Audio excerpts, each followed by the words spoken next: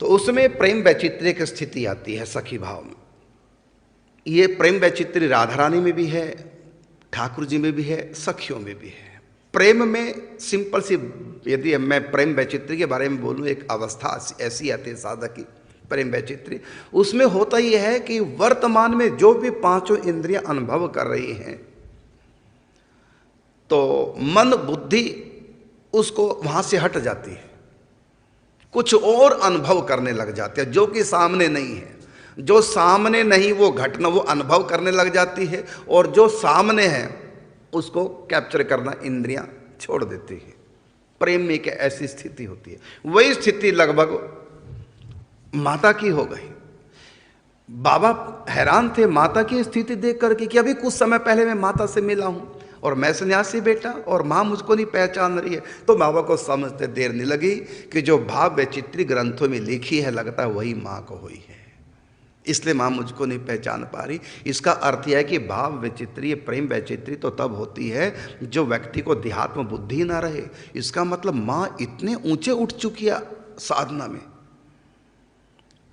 और क्यों उठ चुकी थी? क्योंकि बेटा सन्यासी है, भगवत प्राप्ति है, दिन रात माँ अपने बेटे का चिंतन करती थी, तैल धारावत, एक क्षण भी अपने बेटे को भूल नहीं पाती। और बेटा कौन है? साधारण नहीं रहा। लाली मेरे लाल की जित देखूं तितलाल, और लाली देखन मैं गई मैं भी हो गई लाल। बाबा इस समय बहुत ऊंची स्थिति के हैं, तो ऐसे महापुरुषों का सतत चिंतन करने का वही लाभ है जो श्री कृष्ण के सतत चिंतन करने का लाभ है। तो अपने पुत्र का दिन रात चिंतन वात्सल्य भाव से, तो माँ यशोदा में भी प्रेम वैचित्र्य का भाव आ जाता था। तो इसी प्रकार माता अधिकारिणी देवी, पूज्य बाबा की माता, उनके भीतर वो आ गया। किस कारण से आया? दिन रात एक विरक्त संत महापुरुष, भगवत प्राप्ति महापुरुष का लगातार चिंतन करने से ये स्थिति आई है माँ की। तो बाबा समझ गए कि प्रेम वैचित्र्य इस समय माता को आ गई। माता मुझको पहचान नहीं पा रही, बुद्धि आउट हो गई है और हृदय प्रधान हो गए है। अब माँ को कैसे याद दिलाऊं, कैसे प्रकृतिस्थ में माँ को करूं? उस समय बाबा एक चंचलता सूझी कि माँ प्रकृतिस्थ हो, होश आवास में आए, अपने देहतल भाव से जी और मुझको पहचाने। तो माता तो देह की सुध भूल चुकी है, तो कैसे याद कराऊं? तो बाबा ने एक काम किया, अपने सन्यासी पने को एक तरफ उतार दिया, मर्यादा को भुला दिया, लोक लज्जा को भी भुला दिया। कोई क्या कहेगा, इस समय क्या स्थिति है। उस समय आसपास की महिलाएं, कुछ सज्जन भी घरों से निकल के बाहर आंगन में आ गए थे कि चक्रधर आ गया है माँ से मिलने के लिए। तो सब लोग आए थे, चारों तरफ लोग भीड़ है। और ऐसी स्थिति में बाबा को क्या सूझा? बचपन की घटना। बाबा जब स्कूल से आते थे 9 साल की अवस्था तक, कितना बड़ा बच्चा होता है 9 साल का, तो बाबा जब 9 साल तक के हो गए थे तब भी बाबा का एक स्वभाव बन गया। जब भी स्कूल से आते थैला पटक के सबसे पहले माँ से लिपटते और माँ का स्तन पान करते, जबकि माँ के स्तनों में दूध नहीं था। और जब तक माँ के स्तन पान बाबा ना कर ले तब तक बाबा को चैन नहीं लगता कि माँ से मैं मिला ही नहीं हूँ। इतना माँ बेटे का प्रेम था। तो सूखे स्तनों का भी पान बाबा 9 साल की आयु तक, जबकि दूध नहीं निकलता था, लेकिन तब भी 9 साल तक बाबा जब भी माँ से मिलते स्तन पान करते, और तब लगता कि अब मैं माँ से मिला हूँ। ये था माँ बेटे का मिलन।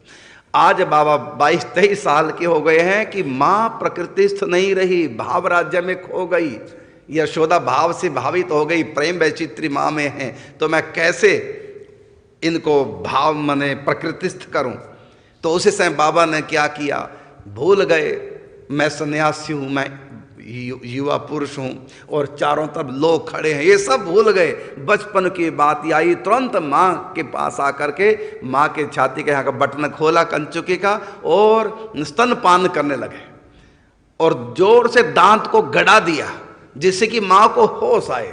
और जो ही जोर से दांत गड़ाया तो माँ को हल्की सी वेदना हुई, अब माँ को होश आया, अब वो देहात्म बुद्धि अब आई माँ को, अब पहचाना अपने बेटे को। तब तो माँ बेटा दोनों एक दूसरे के हृदय से लगे, चिपके, और सब लोग देख रहे हैं, क्या विचित्र भाव है। और माँ के आंखों में झरझर अश्रु, और बाबा का रुंड मुंड सिर, उस पर अभिषेक जैसे शंकर जी पे जल चढ़ा रहे हो। तो काफी देर मिले, भाव शमित हुआ और फिर रोने लगी, विरह में कहने लगी, चक्रा माने चक्रधर मिश्र बाबा का नाम। तो माँ का तो अलग ही संबोधन होता है। कुछ लोग कन्हैया कृष्ण कहते हैं ब्रज में ठाकुर जी को, कुछ लोग कन्हैया कहने लगे, और मैया ना कृष्ण ना कन्हैया। कुछ लोग फिर सखा लोग कान्हा भी कहने लगे, और थोड़ा सा नाम बिगाड़ दिया। जितना नज़दीकी व्यक्ति होता है उतनी नाम बिगाड़ के बोला जाता है। बाहर के लोग कृष्ण कृष्ण करते हैं, और जो बड़े बूढ़े हो कृष्ण से कन्हई पे आ गए, और जो ग्वाल बाल हो कन्हई को भी तोड़ के और शॉर्ट कर दिया, कान्हा आ गए। और मैया ने तो कान्हा को भी तोड़ दिया तो कन्नू पे आ गए। कन्नू छोटा सा नाम मैया का, कन्नू से कनवा, नाम ही कहाँ पर, तो कृष्ण से कनवा बन गए। वही अपभ्रंश होता होता प्रेम में। तो इसको अपभ्रंश नहीं कहेंगे, बल्कि प्रेम का सनावा नाम है। प्रेम की चाशनी में जब कृष्ण नाम को डुबोया तो बाहर कनवा बन के निकल आया। ये प्रेम की चाशनी में, वात्सल्य भाव की चाशनी में जब कृष्ण नाम को डुबोया तो कन्नू बन करके नाम प्रकट हुआ। ये भक्तों का। इसी प्रकार यहाँ पर तो वही भाव शमित हुआ। तो कहा अब वो लोगों के लिए चक्रधर मिश्र, कईयों के लिए चक्रधर, कईयों के लिए चक्र, और मैया के लिए क्यों रहा कोढ़िया चक्रा, तू माँ को क्यों भूल गया। ये माँ का संबोधन प्रेम में। रोने लगी माँ, तू काहे को सन्यासी बन गया माँ को छोड़ करके। तुम्हारे बिना माँ पे क्या बीतती है तुमको पता है।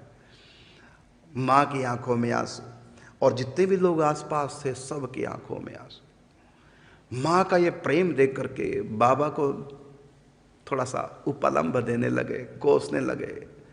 ये सन्यासी बेटा कितना कठोर हो गया, एक माँ कितनी कोमल है, प्रेम की भरी माँ इनकी, और देखो बेटा कितना कठोर। अब भी आंखों में आंसू नहीं है, माँ रो रही है। माँ का एक करुण क्रंदन सुन करके हमारी आंखों में आंसू आ गए। लेकिन कैसा एक कठोर सन्यासी, माँ की आंखों में आंसू, मुस्कुरा रहा है। क्योंकि बाबा भी इस दुनिया में थोड़ी थे। हाँ, बाबा इतना तो सोच रहे धन्य है माता को, माँ में यशोदा भाव से भावित हो रही है। लेकिन वो मोह ममता ये सब बाबा में नहीं रही। माया से उपराम हो चुके थे। त्रिगुणात्मक प्रकृति का माया बाबा के ऊपर कोई प्रभाव नहीं पड़ता था। ये संसार की झूठी मोह ममता ये सब बाबा समाप्त कर चुके थे। कर चुके नहीं, हो चुकी थी। बाबा में अपने पराई का कोई भेद नहीं रहा। बाबा के लिए तो सब श्री कृष्ण रूप हो चुके हैं। बाबा तो स्वभाव में जा चुके हैं जहाँ दुख दुखी नहीं कर सकता, और संसार का सुख जहाँ सुखी नहीं कर सकता। तो कहा कि चल बेटा अंदर चल, घर के भीतर बैठ। तो बाबा ने कहा माँ आपको पता है मैं संन्यास ले चुका हूँ, सन्यासी लिए घर के भीतर प्रवेश करना ठीक नहीं है। तो तू कहाँ रुकेगा? बाहर रुकूंगा स्कूल में, स्कूल के बगीचे में। माँ ने कहा चल फिर वहीं मैं व्यवस्था करती हूँ। बाबा तो अचानक आए थे बिना किसी पूर्व सूचना के, जो पहले से व्यवस्था हो ऐसा तो था नहीं। तो जो ही बाबा को लेकर के जाने लगी, तुरंत बाबा को छोड़कर घर के भीतर घुसी। बेटा रुक मैं अभी आती हूँ। घर के भीतर घुसी, एक इतनी मोटी पोटली सी उठा करके लाई और बाबा का हाथ पकड़ के बोली चल बेटा मेरे साथ। और माँ अपने बेटे को लेकर के पहुँच गई स्कूल के बगल में, उसमें बगीचे में, पास में कुआं। जल की व्यवस्था माँ ने की। तो बाबा यहाँ 9 दिन तक रुके, और इन्हीं 9 दिनों में बाबा के चचेरा भाई देवदत्त मिश्र, उनके द्वारा भागवत कथा घर में ही रखी गई। तो बाबा कथा सुनने आते थे आंगन में ही, बस घर के भीतर प्रवेश नहीं किया, आंगन में बाबा कथा सुनने आते। 3 घंटे कथा सुन करके वापस स्कूल में लौट जाते। और 9 दिन तक माँ बेटे के साथ रही, स्कूल में रही, दिन में भी रात को भी। कथा के समय बेटे के साथ आती, आंगन में बैठ के कथा सुनती, फिर बाबा के साथ ही वापिस। घर के भीतर प्रवेश नहीं किया, आंगन तक। बाबा की पत्नी भी तो उसी घर में है। सोचो, एक युवा 20 साल की पत्नी है बाबा की। अब तो पत्नी नहीं कहेंगे, क्योंकि सन्यास लेकर के नया जन्म हो जाता है, वो पिछले जन्म की घटना हो जाती है। चाहे अपनी पत्नी भी हो, उसको पत्नी सन्यासी नहीं कह सकता, मान नहीं सकता, कह नहीं सकता। ये भी नहीं कह सकता ये मेरी पत्नी है, ये कहने में भी दोष लगता है सन्यासी के लिए। यदि परिचय देना भी कभी पड़े, अचानक सामने आ जाए, कहीं भी अचानक मिल सकती है और कोई पूछे ये कौन है, आपसे ऐसे बात कर रही थी, तो उस समय सन्यासी ये नहीं कह सकता ये मेरी पत्नी है, नहीं कह सकता, अपराध पड़ेगा। यदि परिचय देना भी हो तो क्या कह के परिचय देंगे, ये मेरे पूर्वाश्रम की पत्नी है, पूर्वाश्रम की पत्नी है, माने अब की नहीं, ये मेरे पूर्वाश्रम की पत्नी। और कहा भी है कि जब कोई सन्यास ले लेता है तो उसकी अपनी पत्नी भी उसके लिए पराई हो जाती है। नारी पराई आपनी, अपनी पत्नी पराई। सन्यास लेने के बाद नारी पराई आपनी और भोगे नरके जाए। बाबा हैरान थे माता की स्थिति देख करके कि अभी कुछ समय पहले मैं माता से मिला हूं और मैं सन्यासी बेटा और माँ मुझको नहीं पहचान रही है। तो बाबा को समझते देर नहीं लगी कि जो भाव वैचित्री ग्रंथों में लिखी है लगता है वही माँ को हुई है, इसलिए माँ मुझको नहीं पहचान पा रही। इसका अर्थ यह है कि भाव वैचित्री, प्रेम वैचित्री तो तब होती है जो व्यक्ति को देहात्म बुद्धि ना रहे। इसका मतलब माँ इतने ऊंचे उठ चुकी है साधना में। और क्यों उठ चुकी थी? क्योंकि बेटा सन्यासी है, भगवत प्राप्ति है, दिन रात माँ अपने बेटे का चिंतन करती थी, तैल धारावत। एक क्षण भी अपने बेटे को भूल नहीं पाती। और बेटा कौन है? साधारण नहीं रहा। लाली मेरे लाल की जित देखूं तितलाल, और लाली देखन मैं गई मैं भी हो गई लाल। बाबा इस समय बहुत ऊंची स्थिति के हैं, तो ऐसे महापुरुषों का सतत चिंतन करने का वही लाभ है जो श्री कृष्ण के सतत चिंतन करने का लाभ है। तो अपने पुत्र का दिन रात चिंतन वात्सल्य भाव से, तो माँ यशोदा में भी प्रेम वैचित्री का भाव आ जाता था। तो इसी प्रकार माता अधिकारिणी देवी, पूज्य बाबा की माता, उनके भीतर वो आ गया।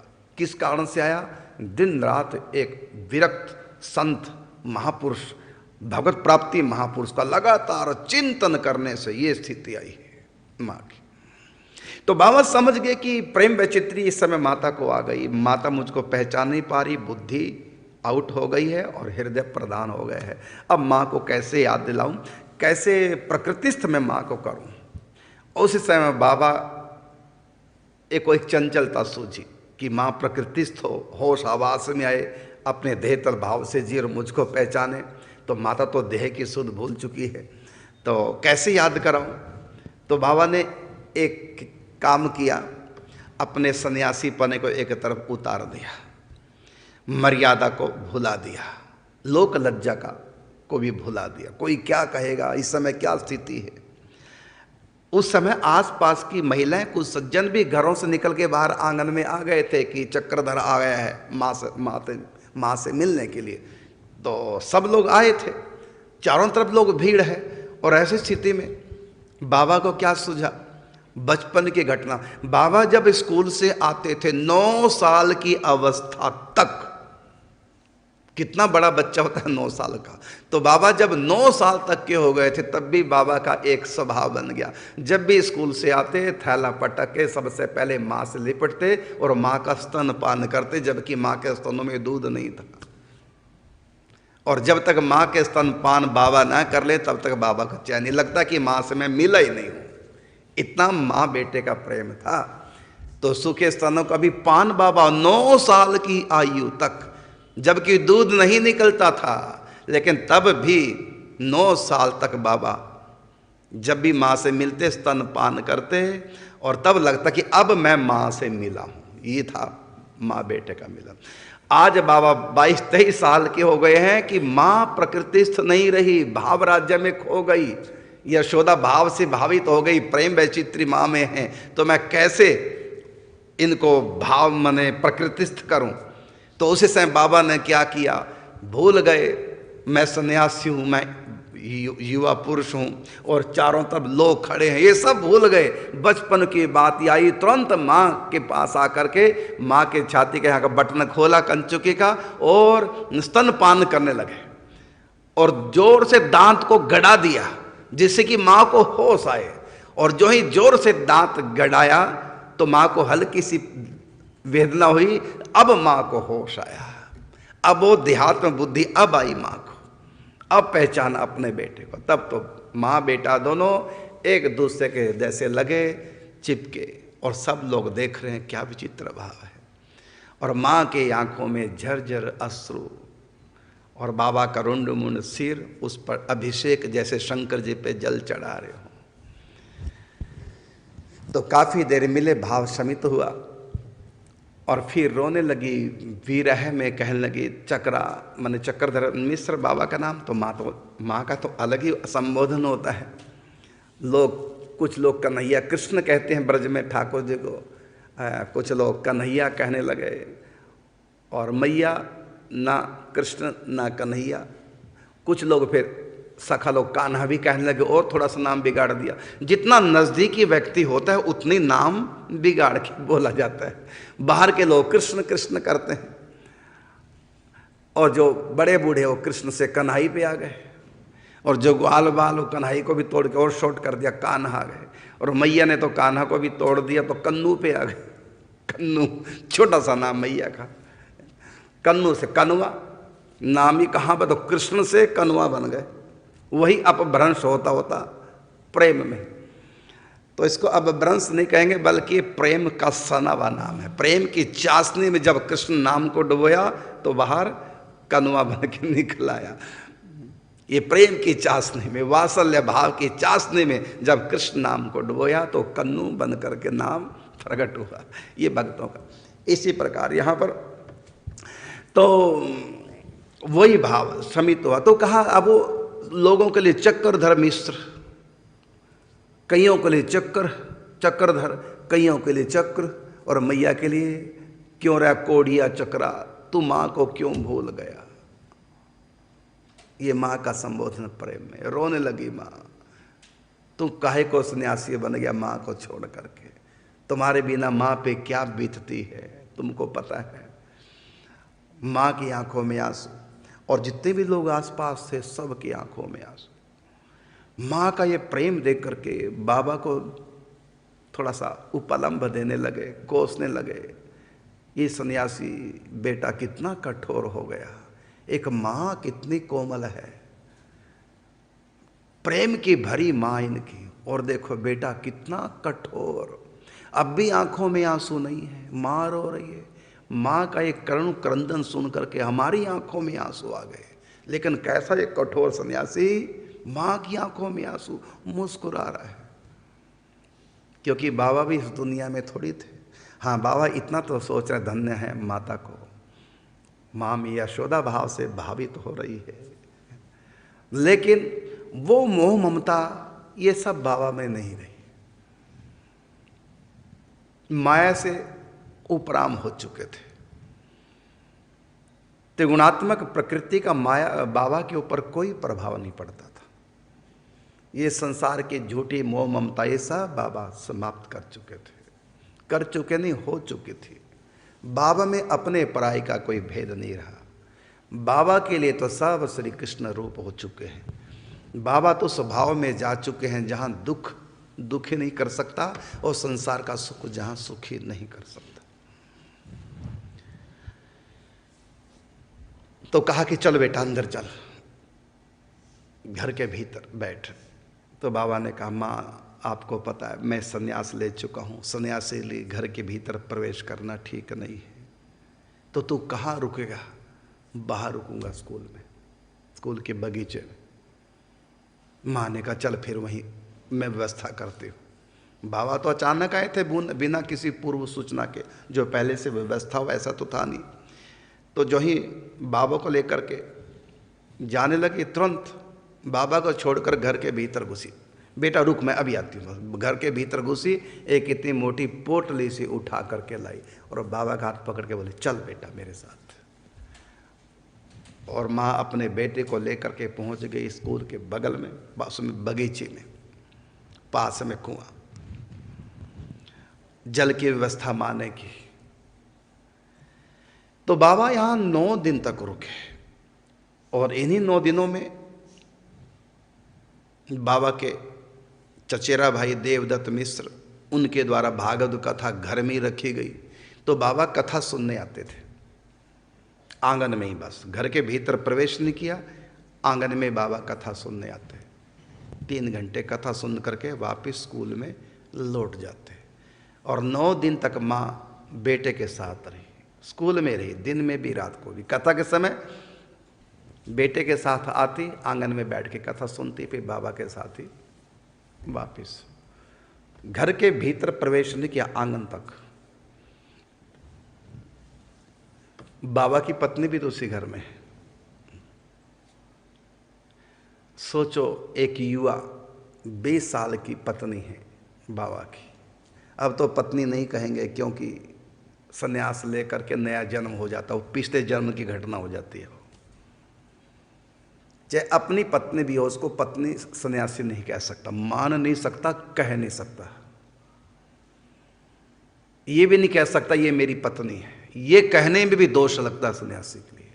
यदि परिचय देना भी कभी पड़े, अचानक सामने आ जाए, कहीं भी अचानक मिल सकती है और कोई पूछे ये कौन है, आपसे ऐसे बात कर रही थी, तो उस समय सन्यासी ये नहीं कह सकता ये मेरी पत्नी है, नहीं कह सकता, अपराध पड़ेगा।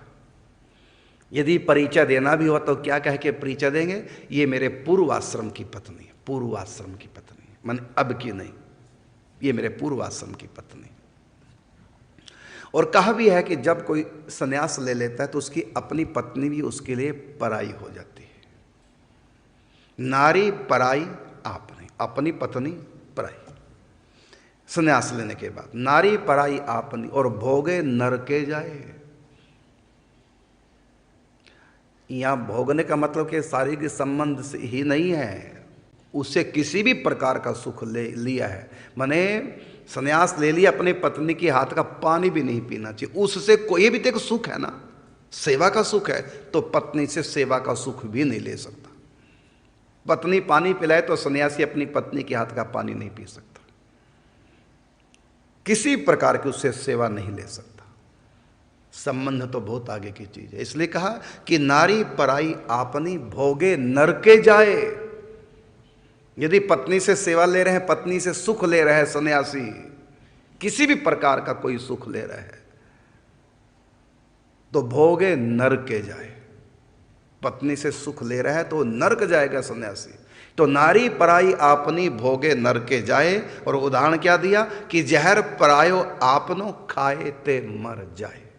जहर चाहे अपने घर का हो चाहे पराया हो, जहर तो जहर है, मारेगा। तो सन्यासी के लिए स्त्री विष के समान है, चाहे उसकी अपनी पत्नी है जिससे विवाह हुआ था, छोड़ के सन्यास ले चुका है, अब उसकी अपनी पत्नी भी पराई पत्नी के समान हो गई है, उसका स्पर्श नहीं कर सकता। अब बाबा यहां माता से मिले, हाँ सन्यासी अपनी माँ से भेंट कर सकता है, माँ को गले लगा सकता है, माँ की सेवा कर सकता है, माँ की सेवा ले सकता है। सन्यासी के लिए माँ की सेवा, पिता की सेवा में कोई दोष नहीं, बाकी अपनी पत्नी अपने बच्चे से सन्यासी होता है। तो उसी घर में पत्नी है जिसको छोड़ के सन्यास लिया, लेकिन वो पत्नी भी कितनी ऊंची, कोई साधारण रही होगी क्या? पत्नी का भी तो अंतिम जन्म है। ठीक है, पति का सुख नहीं अधिक दिन तक प्राप्त हुआ, संतान भी हुई थी बाबा से, एक शरीर छोड़ गई, तो भले ही पति का सुख पत्नी को प्राप्त नहीं हुआ अधिक दिन तक, तपस्या का जीवन रहा, तो ये नहीं कहेंगे अभागी है जो पति छोड़ के सन्यासी बन गया, ऐसा नहीं कह सकते। बड़ी भाग्यशाली है, इसका ये अंतिम जन्म है। न जाने कितने जन्मों से साधना करती आ रही थी, अब की बार पुकार सुनी भगवान ने, ये उनका अंतिम जन्म है। जिनका पति सन्यासी हो गया और जिनका पुत्र सन्यासी हो गया, ये सब साधारण नहीं होते हैं, सबका कल्याण होता है, एक के साथ 21 पीढ़ियों का कल्याण हो जाता है। तो इसलिए अभागे नहीं है, लेकिन फिर भी लौकिक दृष्टि से देखा जाए, देखो उसका दुर्भाग्य, जो पति सामने आ गया, बाहर नहीं आई। क्यों नहीं आई? जानती थी सन्यास ले चुका, अब मैं उनकी पत्नी नहीं रही, और उनके सामने जाऊंगी तो मेरे लिए अपराध, मेरे पति के लिए अपराध पड़ेगा, इसलिए मैं उनके सामने नहीं जाऊंगी। और भीतरी कमरे में रही, दिन भर काम करती, आंगन में आती, जो ही बाबा आते कथा में तो नहीं बाहर आती। और पहले दिन जब बाबा आए तो पत्नी भीतर ही, बाहर नहीं आई। उसको भी कितना ज्ञान था, भले उसको संसार का कोई सुख नहीं मिला, लेकिन उसका तपस्या, उसका अंतिम जन्म था। तो बाबा 9 दिन तक रहे, ना वो कमरे से बाहर आई और ना बाबा कमरे, बाबा तो जाएंगे कैसे अंदर, संन्यास ले चुके। आंगन तक जाते, कथा सुनी स्कूल में। बड़ा कठिन संतों का जीवन होता, साधारण नहीं। और एक हम हैं, पति सन्यासी बने, कलेश कर देते हैं, आश्रम में आगे वहीं आएंगे लेने के लिए, और संतों से और झगड़ा कर लेंगे, तुमने मेरे पति का माइंड वाश किया है। यदि बच्चा सत्संग सुन के संत बनने की सोचे और आ भी गया संत बनने के लिए, तो माँ बाप आएंगे लेने, डांटेंगे, फटकारेंगे। एक व्यक्ति हमारा सत्संग सुन के आया, आज से कोई 10-15 साल पहले की बात, आ गया छोड़ करके, यमुनानगर से ही था। उनके माता पिता आ गए, रोए बुरे बुरे हाल, और माता पिता का अज्ञान देखी। एक शब्द मेरे को अब तक याद है, वो अपने बच्चे से, बड़ी दूर है यमुनानगर से, वैसे तो लोग हर तीसरे दिन आ जाते, ज़्यादा दूर नहीं, फिर भी है 300-350 किलोमीटर, 300 के करीब 350 किलोमीटर है। लेकिन वो माता कभी गई तो थी ज़्यादा दूर तक, कभी वो पूरी रात चली छत्तीसगढ़ गाड़ी में, छत्तीसगढ़ एक्सप्रेस में पूरी रात चली, सुबह पहुंची। रात भर ट्रेन चलती, उसको लगता मैं पता नहीं कितनी दूर आ गई। तो जब आई रोई और अपने बेटे से कहा, देख तूने ये क्या किया, हमको भी यहां तक ले आया, ये दिन देखने पड़े, इतनी दूर हमको आना पड़ा। मैं तो हंसूं, मैं कहा माँ तो तू भाग्यशाली है, ब्रज में आ गई है। और डांट के बोली अपने बेटे से, देख तू हमको यहां तक ले आया।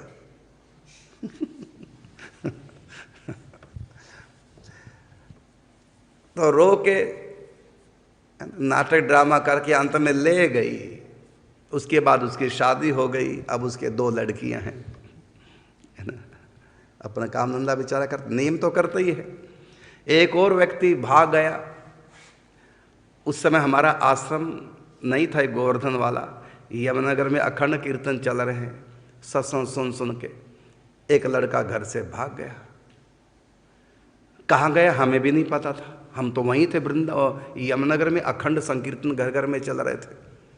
वो आ गए गोवर्धन में, पंडित बाबा की बातें हम करते थे, तो पंडित बाबा गोवर्धन में वहाँ आ गए। अब उनके घर वाले हमसे पूछे, हमने कहा भी हमें नहीं पता, सचमुच में हमें पता नहीं था। एक दिन की बात, हम हरिद्वार, हर की पेड़ी स्नान करने हरिद्वार गए थे, हमें नहीं पता, हमारे पीछे उन्होंने पुलिस और एक अपनी गाड़ी लगा रखी थी हमारी गाड़ी के पीछे, कि जहाँ हमारा बेटा इन्होंने छिपा रखा है, लगता है वहीं जा रहे हैं। हमें नहीं पता था इस बात का। वो पीछे पीछे पीछे पीछे गाड़ी, कभी आगे कभी पीछे, और हम हरिद्वार गए, हर के पेड़ी पे अपना वहाँ स्नान किया, स्नान करके गाड़ी में बैठे, फिर वापस आ गए। वो तो कहने लगे हमारी तो दौड़ बेकार गई, बिना बात कितनी दूर आए। अरे बिना बात के नहीं, हरिद्वार आ गए हो, तीर्थ में आ गए हो। उन्होंने गंगा स्नान भी नहीं किया। फिर बाद में हमको पता लगा कि वो बच्चा गोवर्धन चला गया। फिर घर वाले उसको लाए, अब उसकी भी शादी हो गई, उसके भी बच्चे हैं, पता नहीं क्या, जैसे भी ध्यान नहीं, पुरानी बात है। अब इस समय शायद कुरुक्षेत्र रहता है, तो कुरुक्षेत्र कथा हुई थी तो रोज कथा सुनने आता था। अच्छा किए, बुरा नहीं हुआ, अच्छा ही हुआ, क्योंकि लोग कच्चे थे, ये लोग कच्चे थे। तो मैं कहना चाहूँगा माँ बाप को रोकना ही चाहिए। यदि पक्का है तो रुकने वाला नहीं, यदि कच्चा रुक ही जाएगा। और हम भी यही चाहते हैं, कच्चा रुक ही जाए, चला जाए वापस, पक्का तो जा नहीं सकता। और कच्चा तुम नहीं ले जाओगे, कोई और ले जाएगी। कच्चे को यदि माँ बाप नहीं ले गए और है कच्चा, संत बनने के लिए आया, तो माँ बाप नहीं ले गए तो फिर आने वाले समय में कोई और आएगी। समझ गए ना, वो ले जाएगी। कच्चा तो जाएगा ही जाएगा। लेकिन बाबा तो मजबूत थे। माँ रो रही, कितना माँ का प्रेम, लेकिन बाबा के ऊपर कोई असर नहीं हुआ। जब पाठशाला की बगीचे में माँ बेटा आए, रुकने की व्यवस्था की, तो बाबा तो स्नान करके बैठे और माँ तो क्या करी थी, वो पोटली जो लाई थी, और पोटली को खोलती, उसमें से कुछ निकालती, खोल के सूंघती, फेंक देती, फिर कुछ और निकालती, खोल कर सूंघती, फेंक देती।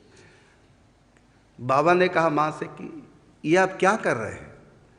तो माँ ने कहा, कर क्या रही हूँ, जब भी घर में कोई अच्छी चीज़ बनती थी तुम्हारे मनपसंद, तो मैं रख लेती थी उसको, कि मेरा चक्रा पता नहीं कब आएगा, शायद आ जाए, आज आ जाए, कल आ जाए, तो मैं रख लेती थी। लेकिन ये सारी खराब होगी खाने की चीज़ें, इसलिए फेंक रही हूँ। देखो क्या माँ की ममता होती है। हर रोज़ माँ रखती थी, शायद मेरा बेटा आज आ जाए, शायद आज आ जाए, उसको खिलाऊंगी।